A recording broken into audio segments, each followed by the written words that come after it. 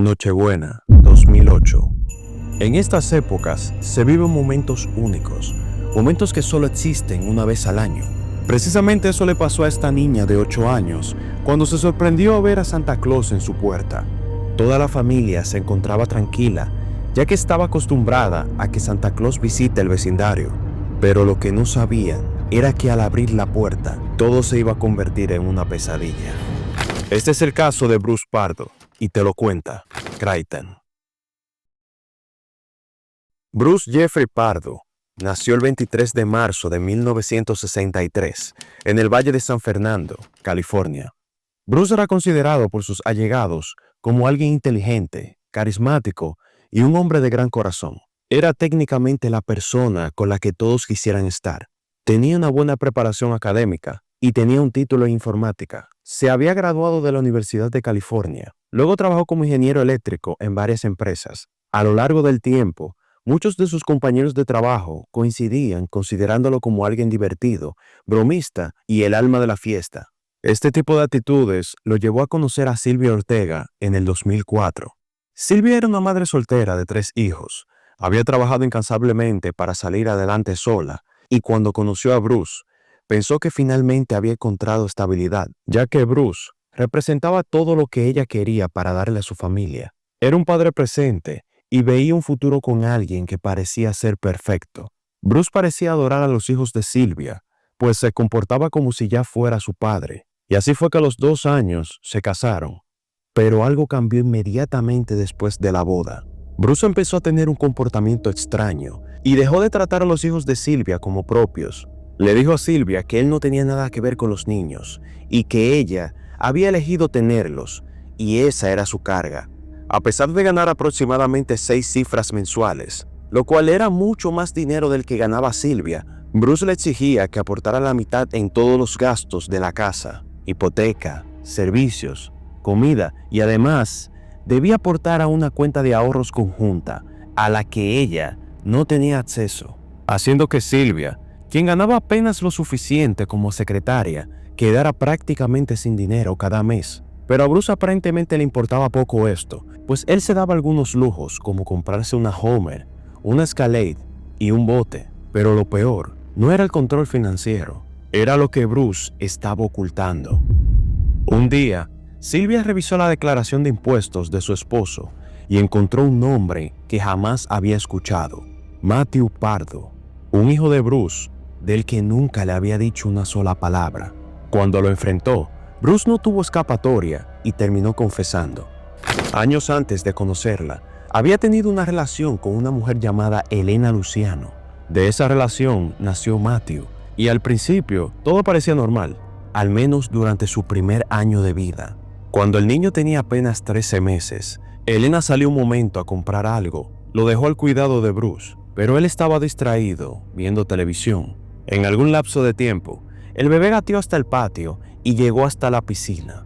Lo que Elena encontró al regresar fue una escena que jamás olvidaría. Vio a Bruce llorando al lado de la piscina y con Matthew en los brazos, pues resulta que el niño había flotado boca abajo en el agua. Llevaron al niño inmediatamente al hospital, pero a pesar de todos los esfuerzos, el daño cerebral fue irreversible. Matthew sobrevivió, pero quedó paralizado de por vida.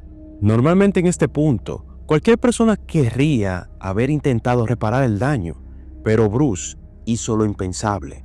Desapareció de la vida de ambos, abandonando a su hijo y dejándolo con más de $300,000 en deudas médicas. Nunca se preocupó en pagar manutención y jamás volvió a hablarle. Lo único que Bruce volvió a hacer con el nombre de Matthew fue usarlo como deducción fiscal. Silvia no podía creer lo que estaba escuchando.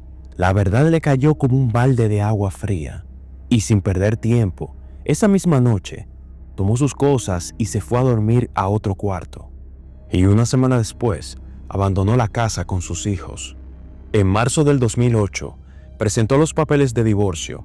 Le pidió a Bruce un último favor: permitirle quedarse en la casa hasta que los niños terminaran el año escolar. Bruce, sin discutir, aceptó, pero lo que no supo Silvia es que en ese mismo fin de semana algo cambió. Cuando regresó, encontró todas sus pertenencias apiladas en la entrada. Resulta que Bruce había cambiado las cerraduras de la casa. Era como si él hubiera querido borrarla de su vida de un día para otro, y sin explicación ni palabras, Sylvia tuvo que volver a vivir con sus padres. Pareciese como si Bruce se saldría con la suya, tal y como hizo con Matthew y su madre, pero no fue así. Pues poco tiempo después, la corte le ordenó pagar $1,700 mensuales en pensión alimenticia, pero el primer cheque que entregó rebotó y un segundo cheque nunca llegó. Pero las cosas para Bruce iban a seguir cayendo, pues en junio de ese mismo año, su empleador descubrió que Bruce estaba haciendo fraude, así que lo despidieron en el acto. Y ahora, un Bruce sin trabajo y sin ingresos, y con más de $30,000 de deudas en tarjetas de crédito, aparentemente estaba entre la espada y la pared. Pero lo que nadie sabía era que estaba guardando dinero para gestionar un plan bastante turbio. Ese mismo mes, compró su primera herramienta de fuego, y así fue comprando la segunda y la tercera, hasta tener 5 armas de fuego. Pero estas no fueron compradas una tras otra, pues la ley de California, conocida como 1 de cada 30, dice que una persona no puede comprar un arma de fuego en un periodo de 30 días, por lo que Bruce realizaba prácticamente estas compras con una precisión casi ritual. Pero esto no era suficiente para él, así que pensó ir a un sastre, pero no pidió un traje cualquiera. Quiso un traje de Santa Claus, hecho a la medida. Y fue ahí cuando llegó diciembre, y una semana antes de Navidad, Bruce y Sylvia finalmente firmaron los papeles de divorcio. La corte dictaminó que Bruce debía pagarle $10,000 a Sylvia. Sylvia podía quedarse con su anillo de bodas y con el perro de la familia. Bruce, quien decía constantemente que lo estaban dejando en la ruina, presentó una apelación. Exigió que Sylvia le pagara manutención. Intentó por todos los medios evitar llegar a ese punto, pero el tribunal rechazó cada petición. Todo se estaba derrumbando en frente de Bruce. Ya no era aquella persona ejemplar que ganaba más de 6 cifras mensuales o que se podía dar ciertos lujos, pero lo que nadie imaginaba era que él ya estaba dando forma a un plan oscuro y turbio. 24 de diciembre del 2008. La familia de Sylvia se reunió en la casa de sus padres, Joseph y Alicia. Era una tradición dentro de la familia Ortega, donde había un aproximado de 30 personas. Entre esos eran adultos, niños, tíos, primos y abuelos. Las risas y regalos no faltaron, y las luces navideñas iluminaban cada rincón de la casa. Todo parecía ir tranquilo, y allí dieron las 11:30 de la noche. Una vecina de la familia Ortega vio como un hombre vestido de Santa Claus caminaba hacia la entrada y tocaba la puerta. Una sobrina de Sylvia, de apenas 8 años, se dio cuenta de que Santa Claus estaba en la puerta y corrió emocionada, pues para ella, Santa Claus había llegado con un regalo especial. Ese mismo Santa Claus la esperaba con una sonrisa. La niña abre la puerta y acto seguido, Santa saca una caja envuelta, pero dentro de esa caja no hay un juguete ni un presente, sino algo peor. La niña recibe 2 impactos de bala en la cara. Los gritos comienzan de inmediato. El sujeto entra a la casa con 2 herramientas de fuego, empezando a ejecutar a quemarropa, sin discriminar. Adultos, niños, no importa. Una buena parte logra escapar por las ventanas. Otros saltan desde el segundo piso, pero uno de los hermanos de Sylvia logra reconocer al sujeto y grita: «¡Es Bruce!». Cuando se le acabaron las municiones, Bruce sacó un compresor de aire que había modificado, lo había llenado de combustible y empezó a rociar toda la casa, haciendo que la misma explotara en llamas. Acto seguido, Bruce huye. Tomó más de 2 horas en apagar el incendio. 80 bomberos tenían que apagar llamas de aproximadamente 15 metros de altura. Cuando finalmente pudieron entrar, encontraron 9 cuerpos, muchos de ellos irreconocibles, y entre ellos estaban Sylvia Ortega, de 43 años, sus padres, de 70 y 80 años, sus hermanos Charles, James y Alicia, sus cuñadas Teresa y Cherry, y su sobrino Michael, de 17 años. Mientras los bomberos intentaban apagar el incendio, Bruce condujo 50 kilómetros hasta la casa de su hermano, en Sylmar. Entró a la casa, se sentó al sofá, se puso un arma en la boca y acabó con su vida. Cualquiera pensaría que esta es la única forma de huir ante todo lo que estaba sucediendo, pero en realidad su plan no era ese. era acabar con Silvia, con su familia, con el abogado de su exesposa y luego huir. Pero aquí viene lo más irónico del caso. Bruce había planeado por meses cada detalle de su ataque. El dispositivo funcionó, las armas funcionaron y el disfraz también funcionó. Pero ¿qué pudo ir mal? Bruce había olvidado lo más obvio.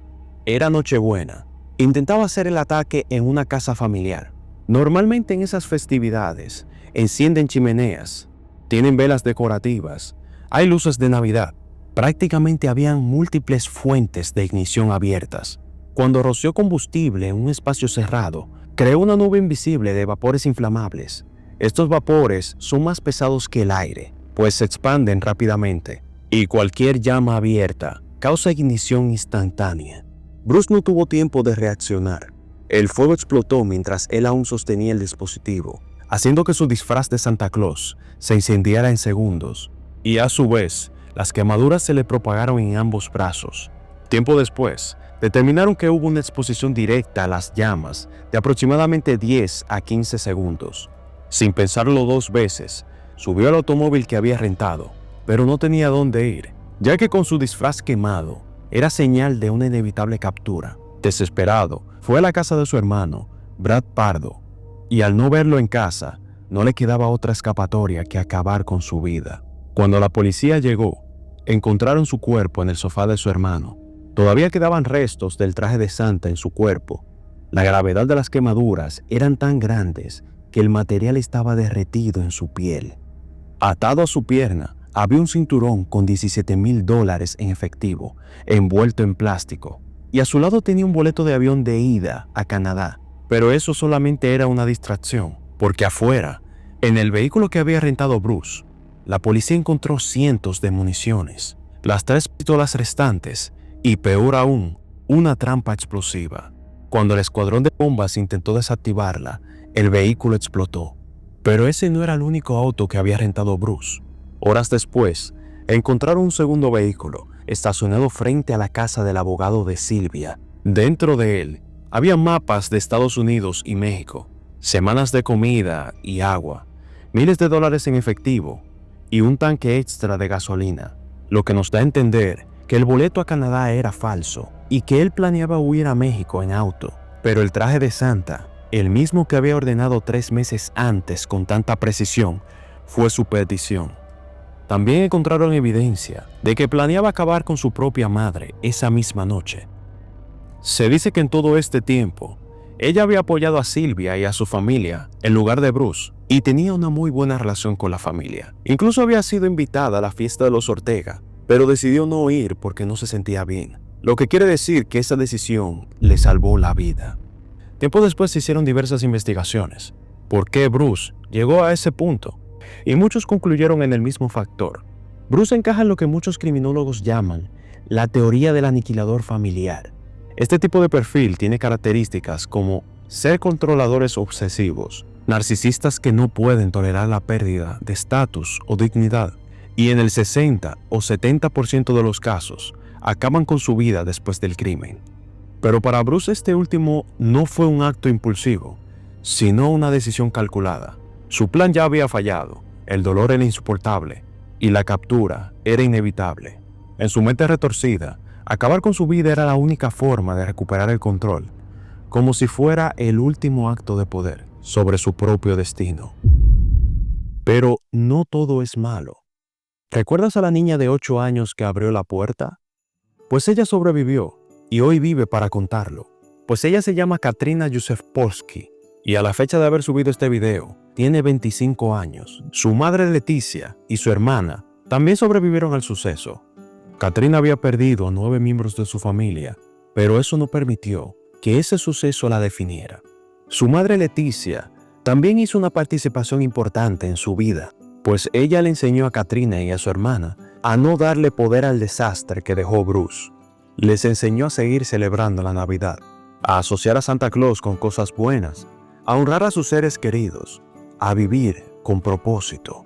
Hoy en día, Katrina es activista y se ha unido a grupos de personas que han sobrevivido a ataques como este, y también lucha para que cambien las leyes de armas en el país.